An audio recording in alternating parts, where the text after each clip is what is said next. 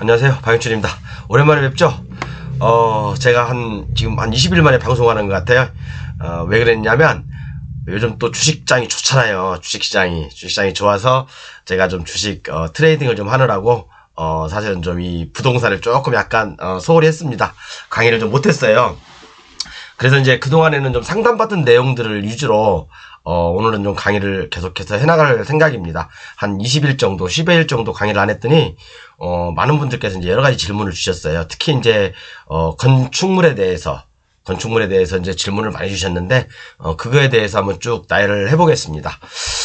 요즘 장이 이제, 제가 이제 경매도 하면서 이제 주식도 하니까 장이 굉장히 좋아요. 제가 보통 뭐 한 달에 기본적으로, 수익률이 보통 뭐 50%에서 한 100% 정도 되거든요. 최소. 이 정도 되는데, 3월달 지금 현재가 지금 반절 지났죠? 반절 지났는데, 지금 60% 정도 수익률? 재밌어요, 요즘은요. 요즘은 사실은 이렇게 교재 팔고 막 그런 것보다, 어떤 컨설팅하고 그런 것보다, 이 주식하는 게 더 재밌어요. 더 수익도 많이 나고. 그쵸? 그래서 제가 사실은 3월, 초부터는 한 15일 동안은, 이 주식에 좀 매진을 했습니다. 그래서 제가 항상 매월 5천만 원 갖고 시작하잖아요, 주식은요. 5천만 원 시작하는데, 현재 한 3천만 원 정도 넘게 지금 수익이 발생됐어요. 그래서 주식은 저는, 굉장히 재밌고요. 나중에 기회 되면 여러분들한테 한번 정말 주식에 대해서 한번 강의를 한번 해볼까도 생각 중인데, 좀 그럴 시간이 될지 모르겠습니다. 어쨌든, 이렇게 지금, 강의를 좀 시작하겠습니다. 제가 그동안, 질문을 좀 많이 받았던 것들이, 국토계획법과 지리외 신, 요걸 한번 제가 10개를 소개해 드릴 거고요. 그 다음에 이제 건축관계자 명의 변경 시 주의점이 있어요. 요게 이제 건축관계자 명의 변경, 우리가 이제 토지와 건물을 동시에 낙찰받았을 때, 이게 토지예요. 그리고 건물이 있어. 미완성 건물이죠. 준공검사를 받지 않은 건물이죠. 그럼 이제 이게 두 개를 낙찰받았을 때, 우리가 건축관계자 명의 변경을 신청하잖아요. 그럼 이때 주의할 사항들이 있어요, 여러분. 주의할 사항들이 있는데, 사람들은 이런 걸 간과하고 건축관계자 명의 변경 할 때 잘못 알고 있는 것들이 있거든요. 그래서 이제 다시 어려움에 또 봉착하는 경우가 많아요. 이런 것들은 이제 실무 경험이 없으면 사실은 좀 알기 어려운 내용들이고, 그래서 여러분들 반드시 들어야 되고요. 잠시만요. 어디까지 했지? 통화가 길어져가지고. 그 다음에 이제 건축관계자 명의 변경 시 공동주택을 우리가 20세 이상, 그죠? 20세대 이상은 공동주택으로 들어가잖아요. 그죠? 공동주택도 건축관계자 명의 변경을 똑같이 하는지, 그것도 한번 살펴보도록 하고요. 그 다음에 이제 우리가 아까도 말씀드렸지만, 이런 건축물이 있어요. 건축물과 토지를 동시에 낙찰을 받고, 그 이후에 생기는 일들이 많아요. 여러분들은 그냥 달랑 건축관계자 명의 변경 하면 다 되지 않냐? 라고 생각할 수 있지만, 그렇지가 않다니까요. 그래서 여러분들 제가 항상 유튜브에도 모든 거 다 공개하지 않는다고 했잖아요. 그죠? 이제 항상 저 블루오션 교재 구매하신 분들하고는 제가 항상, 어떤 일이 있으면 소통하고 그러는데, 정말 여러분들, 저도 마찬가지예요. 저도 유튜브고, 다른 유튜브들도 마찬가지일 거예요. 100%다 공개하진 않아요. 어느 누구도 마찬가지예요. 그러니까 여러분들 뭐 여기서 기웃, 저기서 기웃해서 조금씩 찢어진 신문처럼 지식을 구걸하는 사람처럼 그렇게 하지 마시고, 뭐, 저면 다른 사람이면 다른 사람, 완벽하게 붙어가지고 배우세요. 그죠? 그래야지 여러분들 정말 낙찰받고, 정말 낭패보지 않아요. 마음고생 하지 않는다고요. 그 돈 100만 원, 200만 원 아끼려고, 어느 분이, 얼마 전에 30억짜리 낙찰받는데, 저한테 건축관계자 명의 변경 그거 서류 좀 달래요. 그래서 30만 원 불렀거든요. 그래서, 그래서, 아니, 300억짜리 30억짜리 낙찰받는 분이 그런 거 돈을 아껴서 되겠습니까? 전 그런 분들 보면 안타깝고요. 그러니까 모르겠습니다. 어쨌든, 요거 이제 낙찰받고 생기는 일들, 이렇게 낙찰을 받으면요, 여기 진입로 문제도 있을 수 있고, 그죠? 이런 것들에 대해서 보안명령이 떨어져요. 그죠? 보안명령 떨어지면 여러분들 굉장히 당황스럽습니다. 해결 못하는 경우도 굉장히 많아요. 보안명령 떨어지면요. 그렇죠? 그리고 또 낙찰받고 생기는 일들 이제 투해가지고 보안명령인데, 그럼 이런 보안명령이 떨어지면 어떻게 해결할 것인가? 그런 것도 궁금하잖아요, 여러분들. 그죠? 나중에 낙찰 받고 닥쳐가지고 저한테 전화하지 말고, 저는 솔직히 그러면 그런 분들한테 그래요. 그냥 좀 무안을 줍니다. 무안을 줘요, 제가요. 어쨌든 간에, 그런 거 좀 보안명령 관련해서, 건물에 관한 보안명령 또는 이 진입로, 토지에 관한 보안명령, 이 대지에 관한 보안명령이 떨어질 수가 있어요. 그렇기 때문에 여러분들 그 부분도 반드시 체크하시고 낙찰을 받아야 돼요. 건축관계자 명의변경, 토지와 건물을 동시에 낙찰받았을 때, 그래? 건축관계자 명의변경 된대야. 그래, 낙찰 받자. 받아보세요. 받아보세요. 그게 이렇게, 아이고, 좀 편하게 좀 받겠습니다. 의자가 좀, 그게 이렇게 쉬운 것 같아요, 여러분들? 쉬운 것 같지 않아요. 절대 쉽지 않습니다. 그죠? 공무원들이 우리가 행정에서 하는 행정 절차상 어떤 그런 절차는요, 여러분들이 생각하는 대로 이렇게 호락호락하지 않아요. 그죠? 그 다음에 다음 시간에 또 이거 할 거예요. 거의 완성 단계에 있는 건물이 건축허가 취소가 가능한지. 건물이 이제 거의 뭐 이렇게 다 완성이 됐어요. 거의 완성이 되고 이제 뭐 사실은 이게 뭐 제가 얼마 전에 강의 때 한번 보여드렸죠? 준공검사만 받지 않을 뿐이에요. 준공검사만 받지 않은 건물을 우리가 건축허가를 취소시킬 수 있나? 그죠? 취소시킬 수 있나? 두 가지 방법이 있어요. 민법적으로 취소할 수 있는 방법, 그 다음에 공법적으로 취소할 수 있는 방법, 두 가지가 있어요. 그렇지만 건물이 거의 뭐 한 80% 이상 공사가 진짜 됐다면 사실은 철거하기도 아깝잖아요. 그죠? 이런 걸 철거해서 무슨 이득이 있겠습니까?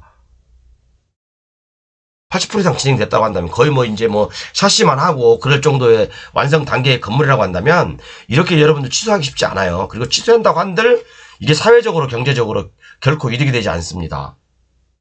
물론 개인적으로는 이득이 될 수도 있고 손해가 될 수도 있겠지만요. 그래서 이런 건물들을 어떻게 취소할 수 있는지, 어떻게 철거할 수 있는지, 그죠? 어떻게 건축허가를 취소할 수 있는지 그런 방법도 한번 알아보도록 할게요. 민법적으로는, 그죠? 말 그대로 그냥 우리가 경매시에 법정 이상으로 성립하면 취소 청구, 성립 안 하면 철거 청구, 뭐 이렇게 간단하게 생각할 수 있잖아요. 그죠? 그렇지만 공법적으로 또 생각해 볼 필요가 있다는 얘기예요. 그죠? 공법적으로 조건이 안 맞으면 건축허가 취소되고, 그죠? 건축허가 취소되면 철거해야 되겠죠. 그렇죠? 그 다음에 또 이제 우리가 촉탁 등기로 이루어진 소유권 보전 등기 이후에 건축관계자 명의 변경 실전 사례를 제가 말씀드릴게요. 우리가 이제 아까도 말씀드렸지만 요런 건물들, 요게 이제 촉탁 등기로 법원에서 또는 채권자 대위에 의해서 이 건물, 민법에서 얘기하는 건물은 기지명만 있으면 되는 거잖아요. 그죠? 그러니까 1층이라도 완공돼 있다면 채권자 대위를 통해서 이 건물을 촉탁 등기를 할 수 있어요. 그럼 이게 소유권 보전이 돼 있지 않습니까? 그죠? 소유권 보전이 됐잖아요. 이 채무자 앞으로. 그러면, 그죠? 이런 데도 건축관계자 명의 변경이 가능한지? 당연히 가능하겠죠. 그렇지만, 그 이후에 또 문제가 생긴다고요, 여러분들. 문제가 생긴다고요. 그러니까 여러분들은, 이게 뭐 건축관계자 명의 변경, 다 해주네? 그런 마음으로 이렇게 낙찰을 받았다가는, 잘못하면 큰일 날 수 있습니다. 어쨌든 간에, 요걸 갖다 이제 몇 강이 될지 모르겠지만 쭉, 이제 오늘은 그냥 사설이고 총론이니까 요것만 얘기하고, 이번 시간은 요거 하면서, 그 다음에 기본 교재는 제가 이제 판매를 하고 있고, 블루오션 교재는 판매 중지를 했어요. 2월달부터. 판매를 중지했고요. 어쨌든 교재 필요하신 분은 요렇게 저한테 문자를 주시면 됩니다. 기본 교재 1400페이지하고 49개 파일 88만원이고요. 블루오션 교재는 이걸 판매해야 되는지 말아야 되는지 2월달까지는 안 했거든요. 어쨌든 뭐 말씀만 잘하시면 판매할 수 있어요. 그래서 둘 다 구매하시면 요건데, 실제로 원칙은 판매하지 않습니다. 이제요. 많은 분들이 구매하셨기 때문에 요 블루오션 교재는 판매하지 않습니다. 참고하십시오. 그런데 말씀 잘하시면 판매할 수 있어요. 두 개 합쳐가지고. 어쨌든 자, 그럼 보겠습니다. 좋은가? 네. 자, 일단은 700 몇 강이지?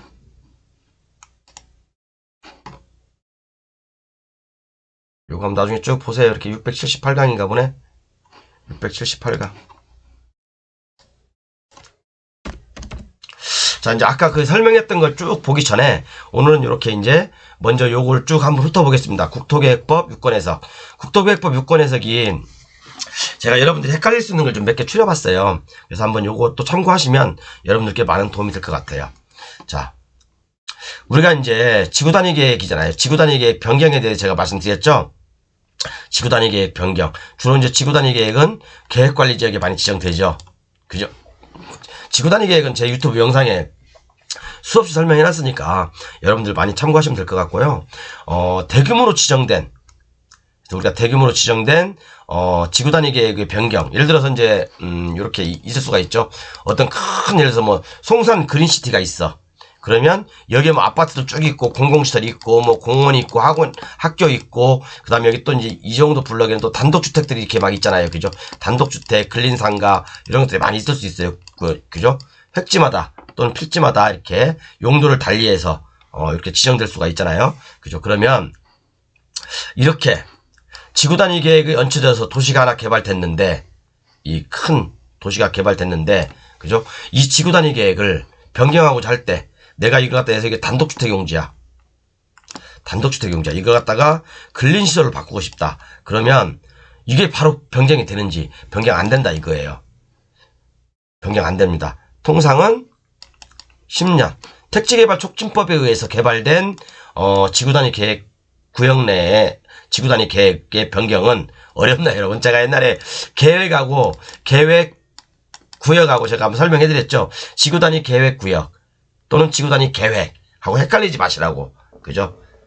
계획이 먼저냐, 구역이 먼저냐, 그런 것들을 여러분들께 설명을 다 드렸습니다.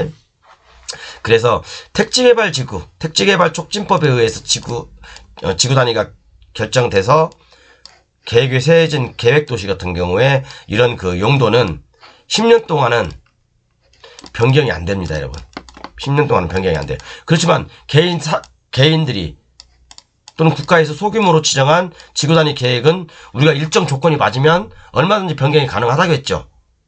그죠? 변경 가능합니다, 지구 단위 계획이요. 그렇지만 이런 택지개발 촉진법이라든가 또는 330만 제곱미터를 이상 대규모 신도시를 개발했다든가 그런 경우에도 이런 것들은 20년 동안 이 지구 단위 계획이 변경이 불가능합니다. 예를 들어서 여기에 교회가 하나 있어. 종교시설로 돼 있어요. 종교시설로 돼 있어. 그러면 이 종교시설을 내가 판매시설로 바꾸고 싶다. 안 된다는 얘기예요. 최대 20년까지는 안 된다는 얘기예요. 그 이후에 지구 단위 계획을 변경하려면 어떻게? 우리가 지구 단위 계획 변경에 일반론으로 가서 동의를 받든지, 그죠? 변경 절차를 거쳐야 되겠죠. 그렇죠. 그렇지만 이렇게 대규모 신도시가 계획되어 있는 도시는, 계획돼서 개발된 도시는 지구 단위 계획 변경이 쉽지 않다.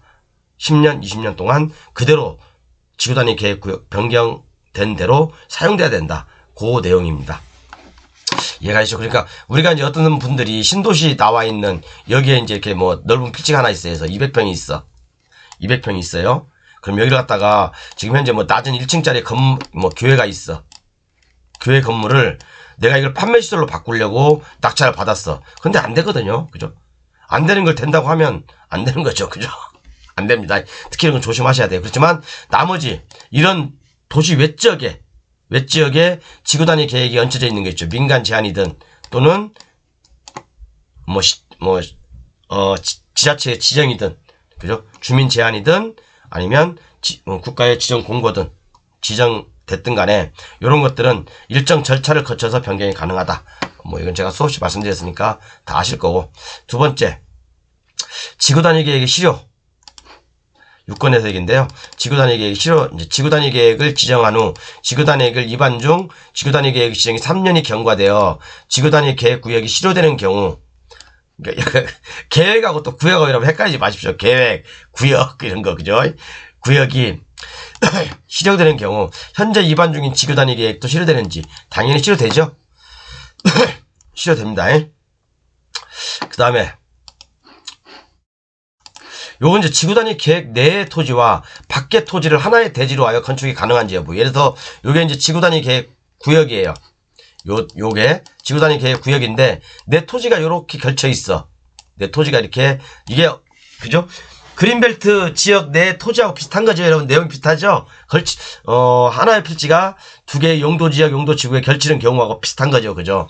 요렇게 보면, 자, 여기에 딱, 이건 지구 단위 계획 구역 안에 있어. 근데 요것은 뭐 자연녹지에, 아니, 계획관리 지역에 있어. 그럼 요 두 개를 합쳐가지고 지구 단위 계획으로 편입돼서 또는 이쪽으로 편입해서 우리가 개발할 수 있냐? 안 된다. 그죠? 각각으로 봐야 된다. 각각으로. 지구단위 계획은 말 그대로 법 위에서 제일 센 놈입니다.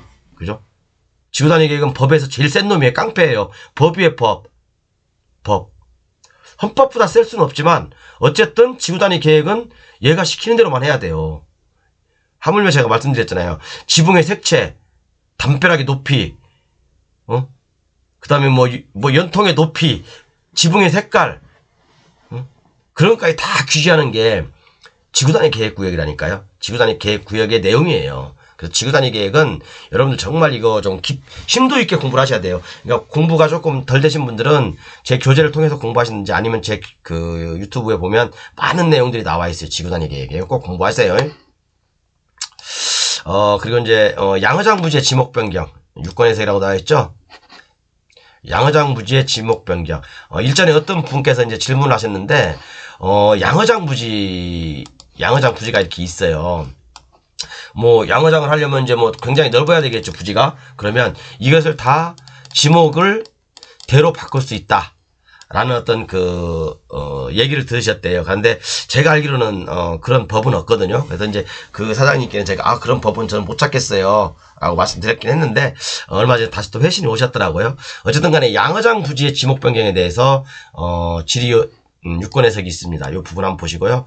양의장 부지로 농지 전용한 후, 그죠? 양의장 부지, 농지를 갖다가 양의장 부지로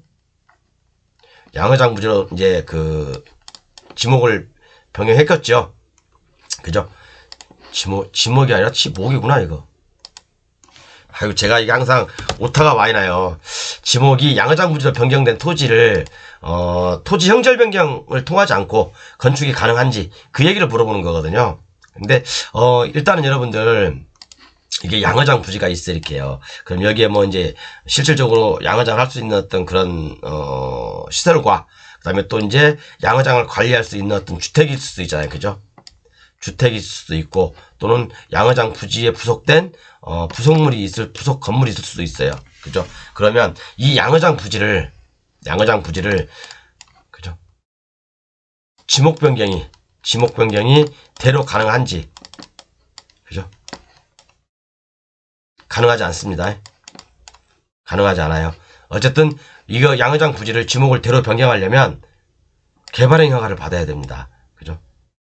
개발행 허가를 받아야 돼요. 이해 가셨죠? 여기 내용이 좀 나와 있어요. 내용이 나와 있으니까 단순히 지목만 변경하는 경우라면, 그죠? 여기 나와 있네. 이것도 좀 제가 이거 안 읽어드려야 되겠다. 개발행위를 하지 않고 단순히 지목만 변경하는 경우라면 국토계획법에 의한 개발행위가 대상은 아니나, 아시죠? 양의장 부지도 어떻게 보면 이미 개발이 끝난 거잖아요. 그죠? 지목 변경이 그래서 농지나 임야 그런 쪽에서, 그죠? 이미 양의장 부지로 그 지목이 변경됐잖아요. 그럼 양의장 부지를 대로 변경하려면 건축물이 있어야 되잖아요, 여러분. 그죠? 양의장 부지를, 이것을 지금 현재는 지목이 양의장이야. 요것을 지목을 대로 변경하려면, 양의장 부지를 대로 변경하려면 여기에 건축물이 있어야 되잖아요. 그죠? 건축법에서 인정하는 건축물이 있어야 되잖아요. 그러면 건축물을 지키기 위해서는 우리가 최소한의 기본적인 터파기를 기본적으로 하겠죠. 그러니까 개발행 허가를 받아야 한다는 게 50cm 이상. 그리고 또 우리가 이런 기본적으로 부착 공사를 하지 않는다고 하더라도, 그냥 바닥에다가 건물 짓는다 하더라도, 우리가 국토계획법에서 얘기하는 게 뭡니까? 건축물의 건축, 공작물의 설치, 이런 것들은 다 뭐예요? 개발행 허가를 받아야 되잖아요. 그죠? 개발행위를 받아야 되죠. 개발행위를 받아서 완료가 됐다고 판단 시에는 지목 변경해 주는 거잖아요. 그렇기 때문에 양의장 부지를 대로 바꾸려면 개발행 허가를 받아야 되고요. 그죠? 개발행위를 받아서 건축을 하든지 아니면 개발행위를 받아서 지목 변경을 해야 됩니다.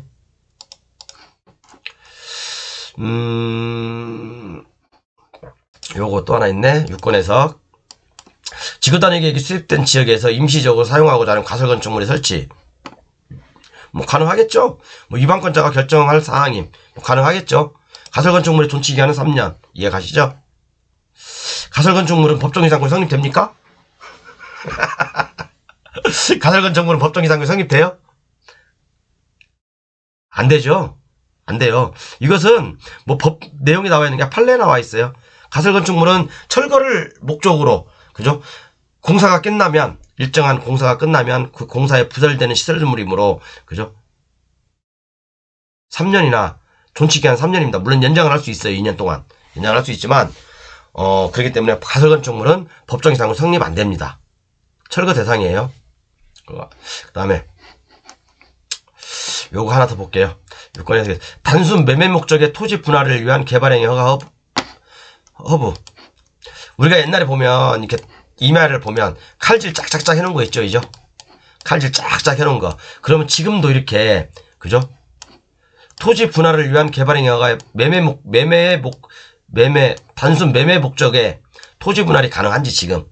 가능하죠. 가능한데, 이것도 역시 허가권자의 재량권이에요. 이것도 역시. 토지의 분할도 개발행위 허가를 받아야 되잖아요. 그죠? 건건 토토치, 그죠? 건축물의 거치, 건축, 공작물 설치, 토석의 채취, 뭐 어쩌고저쩌고, 그죠? 이런 것들 다 개발행위 허가 대상입니다. 그런데 단순 매매 목적의 개발행위 허가 시, 그죠? 개발행위 허가 시 매매 목적이에요. 매매 목적.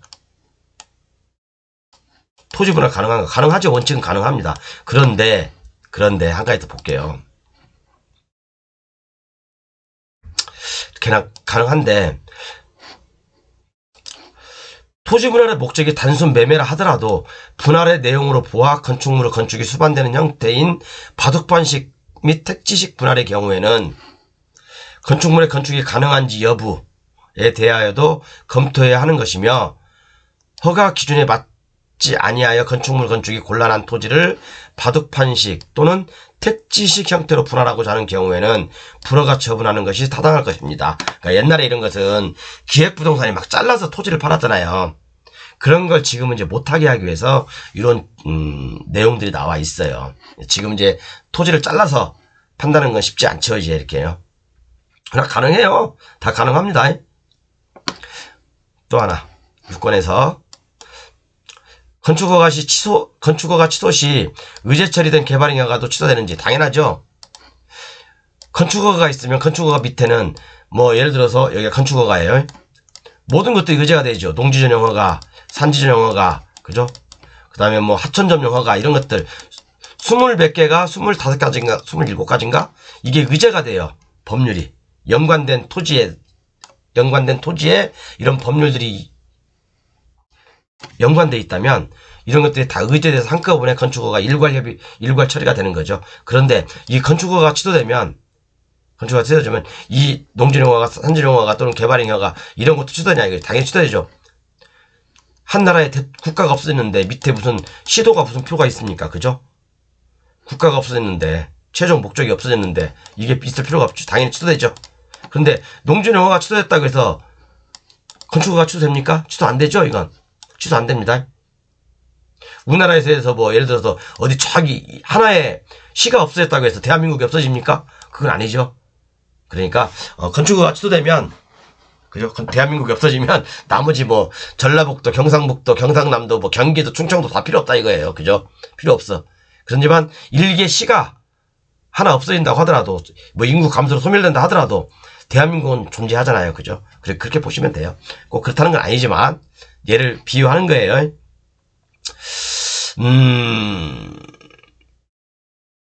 여기 나와 있네. 비슷한 내용이네? 뭐 비슷한 내용을 두 개를 했지? 개발행위 허가를 받은 후 건축 허가를 받지 않은 상태에서 개발행위 허가가 준공할 수 있는지. 당연하죠. 그죠? 우리가 개발행위 허가, 농지전용 허가, 건축 허가 다 따로따로 낼 수 있어요.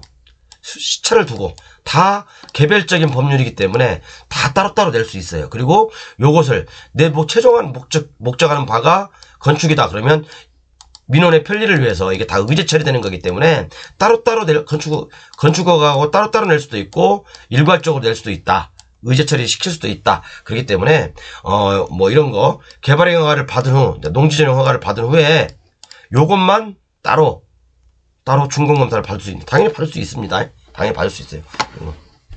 이런 걸 논하는 우린 단계는 아니죠.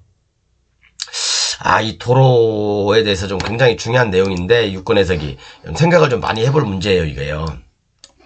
우리가 이제 건축법상, 이렇게 이제 건물을 쳤어. 이게 본건지고, 여기 이제 건물이 이렇게 있습니다. 그리고 이걸 진로로 사용했어요. 그러면 이게 건축법상 도로라고 한다면, 건축법상 도로는 뭐예요? 4m 도로에 내 도로가 2m 이상 접해야 되는 거잖아요. 그죠? 4m 이상 도로에 2m 이상 접해야 된다. 그 내용인데, 그러면 이게 건축법상 도로라고 한다면, 그죠? 이게 건축법상 도로라고 한다면 이게 기반시설이냐? 기반시설이면 뭐예요? 국가가 관리해야 되는 거잖아요. 그죠? 기반시설이라고 한다면 국가가 관리해야 되는 거예요. 그 공무원이 그걸 물어본 거예요. 그걸. 공무원님이 상급기관에 유권 해석을 의뢰한 겁니다. 이 내용이에요. 유권 해석이 말 그대로 그냥 법제처 유권 해석이에요. 그죠? 자, 그러면 요게 건축법상 도로인데, 당연히 이것은 기반시설이기 때문에 개인 소유를 하더라도 국가가 관리해야 됩니다. 이해 가셨죠? 그렇게 보시면 됩니다. 그리고 이제 이렇게까지 다 했고요. 요것만 해도 굉장히 기네요. 요것만 해도 굉장히 길어요. 그래서 이제 다음 시간에는 건축관계자 명의변경 시 주의할 점, 을 한번 여러분들에게 얘기를 해볼게요. 이게 좀 굉장히 중요한 내용이에요. 이건 다음 시간에 바로 할 건데, 예를 들어서 여러분, 이게 토지야. 이게 건물이야. 이게 미완성 건물이겠죠, 당연히. 그리고 촉탁 등기로 이게 소유권 보존 등기를 했어요. 채무자 앞으로. 당연히 채무자 앞으로 지금 누구라고 하겠어. 그죠? 채권자 앞으로 할 수 없어요. 원시취득자가 아니니까. 그죠? 보존 등기는 원시취득자 앞으로 해야 되는 거잖아요. 그죠? 그러면 채무자 앞으로 보존 등기를 하고 등기를 했어. 소유권 보존 등기를 했어. 그러면 이 토지하고 건물 두 개가 다 경매로 나왔겠죠. 낙찰을 받았겠죠. 누군가는. 그죠? 낙찰을 받았어요. 그리고 이 진입로 문제가 있을 수 있습니다. 진입로 문제가 있을 수 있어요. 그래서 이 부분에 대해서는 다음 시간에, 이걸 두 분이나 실수하시더라고. 제가 어떤 좀 이렇게 욕을 한 분 있죠? 욕이라기보다는 좀 잔소리 한 분.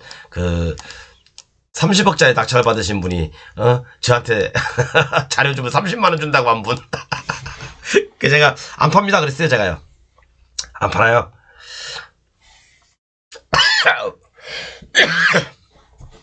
그런 적도 있고, 그래서 이런 부분들에 대해서, 죄송합니다. 다음 시간에 짚어볼게요, 여러분들. 그래서 요걸, 이제 여기부터가 좀 굉장히 중요한 내용들이 사실은 이렇게요. 이전까지 제가 강의했던 것들은,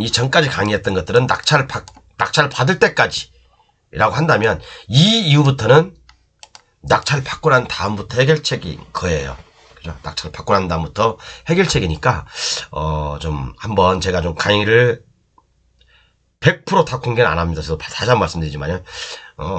여러분들이 알아들을 수 있게만큼은 해드릴게요. 그래서 공무원님들하고 얘기할 때, 이런 실수하지 마세요. 라는 것들이 이 안에 다 숨어 있습니다. 이렇게. 이 안에 다 숨어 있으니까, 다음 강의 때부터는 요거 2번부터 또 진행하도록 하겠습니다. 그리고, 진짜. 이 블루오션 교재는 제가 이제 2월달, 3월달 안 팔았잖아요. 그죠? 안 팔았어요. 3월달까지만 팔겠습니다. 진짜 이것은. 그다음부터는 정말 이 블루오션 교재 안 팔 거예요. 정말. 3월달 이후에는요. 3월달에 팔긴 하는데 선착순 10분한테만 팔게요. 진짜로. 선착순 10분한테만 팔겠습니다. 더 이상 진짜, 그러니까 왜 그러냐면 자꾸 저도 이제 문자 어제도 오고 오늘도 계속 와요. 오는데 제가 블루오션 교재는 판매 중지했습니다. 라고 말씀을 드렸거든요.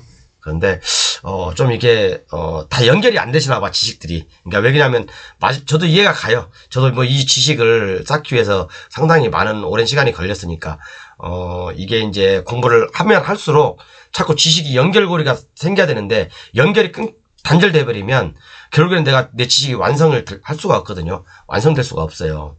그래서 반드시 여러분들 정말 공부에 뜻이 있다면, 요 블루오션 교재 제가 딱 10분, 선착순 한 대로만 팔겠습니다. 그리고 이 광고는 이거 강의 끝날 때까지만 할게요. 이 강의 끝날 때까지만 하겠습니다. 이 강의 끝날 때까지만. 네, 감사합니다.